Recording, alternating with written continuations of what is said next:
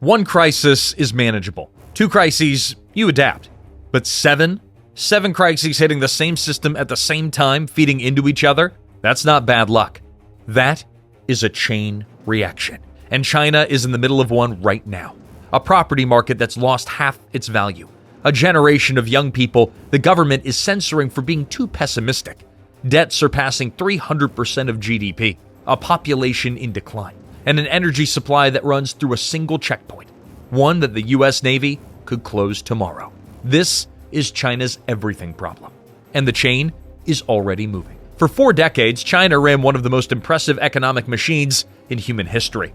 The formula wasn't complicated. Cheap labor, massive exports, debt-fueled infrastructure, and a property market that stored the wealth of an entire nation. Each piece would reinforce the others. Growth begat confidence, confidence begat investment, investment begat more growth. It was a self-feeding cycle that turned a developing country into the world's second largest economy in less than a generation. And Beijing made a promise off the back of it. You work hard, stay loyal, and the system will take care of you. For hundreds of millions of Chinese families, that promise did hold for a while. But underneath that machine, today in 2026, something's wrong. Not one thing, though, but 7 things. And none of them are happening in isolation. They're feeding into each other, amplifying each other, making each other worse. What follows isn't a prediction of overnight collapse. Nations rarely fall that fast. What it is something economists call an age of limits, when a system's old engines become new liabilities, and the cost of holding everything together begins to exceed the cost of building anything new. China's not there yet, but it is heading there, and the speed is accelerating. Let's start with the one that hits hardest, and closest to home for most Chinese families. Property was everything in China, not just economically, but emotionally. For urban households, roughly 70% of total wealth sits in real estate. Not in stocks, not savings account, not in a pension fund, but in an apartment. That's the number that tells you why, when China's property market started breaking down, it wasn't just a financial event, but rather a psychological one. In 2021, China's property market was the single largest asset class on Earth. Total new home sales hit 18.2 trillion yuan. Developers were borrowing billions to build faster. Cities were expanding at a pace that had no historical precedent, and Chinese households were pouring everything they had into real estate. Then, Beijing tightened regulations to rein in developer debt, and the house of cards started to wobble. Major developers like Evergrande defaulted. Construction stalled. Hundreds of thousands of families had already paid for apartments that would never be finished. Confidence broke, and it has not recovered. By 2025, total property sales had fallen to 8.4 trillion yuan. That's half the peak. In just 4 years, the world's largest asset class has lost half its value. By early 2026, real estate investment was still falling, down 11.1% year over year in January and February, according to China's own National Bureau of Statistics. New home prices across China's 70 major cities have fallen 3.2% year on year in February of 2026. In the resale market, it was even uglier, down 6.1% nationally. And in Beijing, secondhand prices fell 8.5% in a single year. Goldman Sachs estimates that the property downturn alone has been cutting around 2 percentage points off China's annual GDP growth every year since 2024. That's not a headwind, that's a break. And it isn't just numbers on a page. Take Zhengzhou, one of China's major inland cities. At least 500,000 households there have already defaulted on their mortgage. In the first quarter of 2025 alone, more than 100,000 homes entered judicial auction, several times the number from the year before. Banks in some cities are reportedly refusing to repossess defaulted properties because they can't sell them. The IMF's 2026 Article 4 review of China notes that housing investment has literally halved as a share of the economy, from 12.3% of GDP in 2020 to now 6.1% in 2025. Housing completions remain nearly 40% below 2021 levels. There's an inventory overhang estimated at around 30 months of sales. That's 2.5 years of supply just sitting empty, unsold, waiting for buyers who haven't appeared and may not appear for years. S&P Global expects sales to keep declining through 2026. Capital Economics doesn't expect prices to stabilize before the end of 2027. Reuters analysts polled in late 2025 put new home prices down a further 0.5% in 2026 before any return to growth. But here's where it gets darker, because the property crisis didn't just destroy household wealth, it detonated the finances of local governments across the country. And that is where the second catastrophe begins. China's debt problem is one of the most misunderstood stories in global economics. On the surface, the numbers look manageable. China's official central government debt is around 84% of GDP. That's well below the United States. But the number's incomplete, almost dangerously so. To understand the real picture, you have to go to the local level. After tax reforms in 1994 shifted revenue to the central government, local authorities were left with enormous spending obligations and not enough income to cover them. Their solution was to create off-balance sheet borrowing vehicles, local government financing vehicles, or LGFVs, that could raise money without it appearing on the official books. This architecture became the hidden engine of China's infrastructure boom. Roads, bridges, railways, entire cities built on borrowed money that never officially showed up as government debt. But it's real. BIS data tracked through the Federal Reserve Bank of St. Louis shows China's total credit to the non-financial sector at 295.6% of GDP as of the third quarter of 2025. That's nearly 3 times GDP. That's not a rounding error. That is structural. Now add in the property collapse to this equation. You've got local governments historically relying on land sales for a massive portion of their revenue. Now, in 2021, land sale income was generating trillions of yuan per year for city and provincial budgets. But by 2023, that income had collapsed by roughly 35%. Around 3 trillion yuan gone in just 2 years. And it hasn't recovered. So local governments are now caught in a vice. Property weakness means less land revenue. Less land revenue means tighter budgets. And tighter budgets mean either cutting services or borrowing more money through the same LGFV system that's already dangerously overloaded. This is no longer a growth model. This is a refinancing model. Every time the system slows, it borrows to stay upright. And every time it borrows, the next slowdown becomes harder to manage. Now you might be wondering, can't China just grow its way out of this? Well, maybe, but under different circumstances. There's a third catastrophe that's quietly shutting that door. One that no amount of stimulus could reverse. China's population is shrinking, and it's shrinking fast. The numbers from China's own National Bureau of Statistics, released in February of 2026, are stark. In 2025, there were 7.92 million births in China, and 11.31 million deaths. That's a natural population decline of more than 3.39 million people in a single year. The total population now sits at just under 1.413 billion. And by every demographic projection available, it'll keep falling from there. Meanwhile, the age structure is shifting dramatically. As of the end of 2025, 23% of China's population was aged 60 or above. That's nearly 1 in 4 people. And the working age population, the engine of any economy, peaked back in 2016, and it's been shrinking ever since. Now here's the demographic trap that no policy can easily escape. China built its economic model on an enormous, young, cheap labor force. That force is aging out, and there aren't enough young workers to replace it. Economists sometimes refer to the 4-2-1 family structure, the product of decades of the one-child policy, where one adult child may eventually be responsible for supporting 2 parents and 4 grandparents. That's not a future scenario. For tens of millions of Chinese families, that is today. And it matters economically because when people face that kind of personal financial pressure, they don't spend, they save ferociously, which feeds directly into the next problem. Japan went through something similar, and the parallel is uncomfortable. In 1980, Japan had a massive young productive population and an economy growing faster than almost anyone else in the world. By the mid-1990s, its prime working age population had peaked, growth had stalled, and it entered what economists now call the lost decades.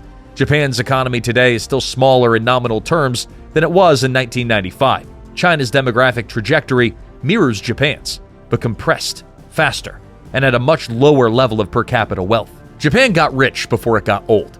China is getting old before it gets rich enough. And unlike Germany, France, or even the United States, China has virtually no immigration infrastructure to compensate for a shrinking native workforce. At about 0.1% of the population, the immigrant share in China is one of the lowest of any major economy on Earth. And speaking of problems, we haven't even gotten to the one that Beijing is trying hardest to hide. Stay with us. Now, if you're finding this valuable, this is a good moment to hit subscribe and join the Fall of Nations community. We cover the stories that don't make the front page every week. Now back to the thing that the Chinese government started censoring its own young people over. In September of 2025, China's internet regulator, the Cyberspace Administration of China, launched a campaign targeting social media content that promotes excessively pessimistic sentiment. Specifically, they went after bloggers and influencers, arguing that hard work is pointless, that the economy is broken, and that young people should simply give up and lie flat. They weren't wrong about what was being said. They were wrong to think censoring it would fix the underlying problem. Youth unemployment among 16 to 24-year-olds, excluding students, so people actually looking for work, hit 18.9% in August of 2025. That was a record high under the revised methodology that China introduced after its suspended publication of the figure entirely in 2023, when it hit 21.3% and became an international embarrassment. A record 12.2 million university graduates flooded the job market in the summer of 2025, and the system simply can't absorb them. By December, the rate had eased to 16.5%. It's still historically elevated. The World Bank's modeled estimate for China's broader youth unemployment puts it at around 15.8% for 2025. Either way, roughly 1 in 6 young Chinese adults who want to work cannot find a job. This isn't just an economic statistic, it's a social rupture. China educated a generation for middle-class jobs, in offices, in tech, in professional services, and then couldn't supply those jobs at scale. The result is the Tangping phenomenon: lying flat, doing the minimum, opting out, not starting businesses, not having children, not spending money. And when enough young people lie flat simultaneously, it doesn't just affect mood. It hollows out the demand engine that any economy needs to grow from within. Which brings us to the consumption paradox, the structural wound that China has been trying to close for a decade and failing. Here's the number that should not be possible for the world's second largest economy. Household consumption accounts for roughly 40% of China's GDP. The global average is around 55%. The United States sits around 68%. China, a country of 1.4 billion people, has an economy that is structurally built around producing things, not buying them. The Chinese save extraordinarily high shares of their income, not because they're wealthy, but because they're scared. Healthcare costs are high. Social safety nets are thin. The hukou system, China's internal passport, limits the welfare benefits that millions of migrant workers can access in cities. And now, with property values falling and jobs uncertain, the incentive to save is stronger than ever. In 2025, headline consumer inflation in China averaged 0% for the year. Zero.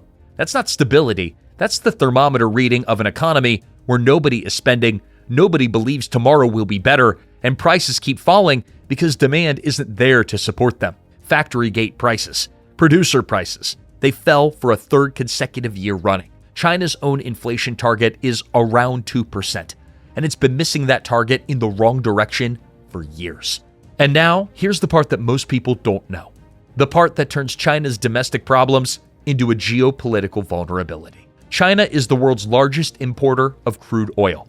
In 2025, it was pulling in roughly 11.6 million barrels per day, every single day. China's domestic production covers a portion of its needs, but the gap is enormous. The rest has to travel by sea, and most of it, around 48% of all oil that passed through the Strait of Malacca for the first half of 2025, according to the U.S. Energy Information Administration, was heading to China. That strait, connecting the Indian Ocean to the South China Sea, handles roughly 23 million barrels of oil per day. It's one of the most critical choke points in global energy logistics, and China does not control it. This is what strategists call the Malacca dilemma. If the straits were ever blockaded by U.S. naval forces, by regional conflict, by any number of scenarios, China's industrial machine would begin running dry within weeks. Strategic petroleum reserves offer a bridge, but not a solution. The EIA estimates that China held around 290 million barrels in government strategic reserves in 2024. At 11.6 million barrels per day of imports, that would cover roughly 26 days. That's less than a month. And coal, which still makes up roughly 59% of China's total energy supply, according to the IEA, cannot substitute for the oil that moves trucks, ships, and aircraft. The country that wants to dominate the 21st century has an Achilles heel that is visible on any map. And the more tensions rise in the Pacific, the more exposed that heel becomes. China knows this, which is why it has been frantically diversifying energy suppliers, building pipelines through Central Asia, and accelerating its renewables program. But the transition can take decades. In the meantime, the vulnerability still remains, and it's the kind of structural weakness that adversaries study carefully. But even setting geopolitics aside, China has one more catastrophic unfolding, and this one is literally underfoot. In April of 2024, a landmark study published in the journal Science delivered a national-scale satellite assessment of land subsidence across China's major cities, covering the years 2015 to 2022. The findings were alarming. 45% of urban land in the city studied is sinking at more than 3 millimeters per year. 16% is sinking at more than 10 millimeters per year. Those areas are home to 29% and 7% of the urban population, respectively. The annual direct economic losses from subsidence-related damage are already estimated at more than 7.5 billion yuan per year. And the study projects that by 2120, as much as 26% of China's coastal lands could have a relative elevation below sea level when combined with rising seas. So why is the ground sinking? Water. Specifically, the extraction of groundwater at rates far beyond what nature can replenish. In the North China Plain, the industrial and agricultural heartland, groundwater supplies around 60% of drinking water and 70% of irrigation water. And it's being depleted faster than 1 meter per year in some areas. Beijing's per capita water availability sits below 200 cubic meters. The UN defines 500 cubic meters as the threshold for absolute scarcity. In a capital of a country of 1.4 billion people, water is so scarce that they're below the absolute floor. More than 60% of monitored groundwater in China has been rated poor or very poor quality in official monitoring data, though recent reports from the Ministry of Ecology and Environment show that the most severely polluted Grade V water has been reduced to roughly 22% in 2024. The land is sinking, the water is running out, and the contamination that remains is spreading into soil that grows food for over 1 billion people. These are abstract future problems. They impose present costs. Every year, they make food production more expensive, infrastructure more vulnerable, and energy-intensive remediation more necessary. They are the physical limits that accounting tricks cannot solve. So here is where we are today, in 2026. Not with a prediction of imminent collapse, but with a clear-eyed look at what has already happened and where it leads. China has 7 structural crises running simultaneously. A property market that has lost half its value and is still falling, with no credible bottom in sight. A debt burden, real total debt, approaching 300% of GDP. A population in irreversible decline, aging faster than the economy can adjust. An entire generation of young people who have lost faith in the promise that their country made them. Structural deflation driven by weak domestic demand that years of stimulus have failed to fix. An energy lifeline running through a strait that it doesn't control. And cities that are physically sinking into depleted, contaminated ground. None of these individually would be fatal. Nations survive bad property cycles. They outlast debt crises. Aging populations are a global challenge, but the defining danger of an everything problem isn't any single crisis. It's what happens when they all arrive together. When every policy move to relieve one pressure makes another pressure worse. Cut interest rates to boost housing, savings fall, and consumption stays flat. Borrow more to fund stimulus, the debt pile grows, and the next slowdown becomes more dangerous. Encourage youth employment through state sector hiring. Productivity falls, and private innovation stalls. Push exports harder to compensate for weak domestic demand, and trade tensions escalate, and the rest of the world will push back. There's a narrowing corridor of options, and corridors that narrow for long enough, well, they eventually close. This is the historical pattern by which great powers slow. Not by losing ambition overnight, but by spending their strength holding their systems together until maintaining the present costs more than building the future. China's not there yet, but the trajectory is clear, and the direction has not changed. The question is whether Beijing can change course fast enough, and whether a political system built on projecting confidence can tolerate the kind of radical honesty that would require. So what do you think? Can China navigate all 7 of these at once, or is the chain reaction already too far along to stop?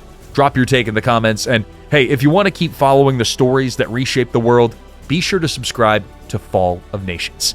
We'll be right back here when the next one breaks.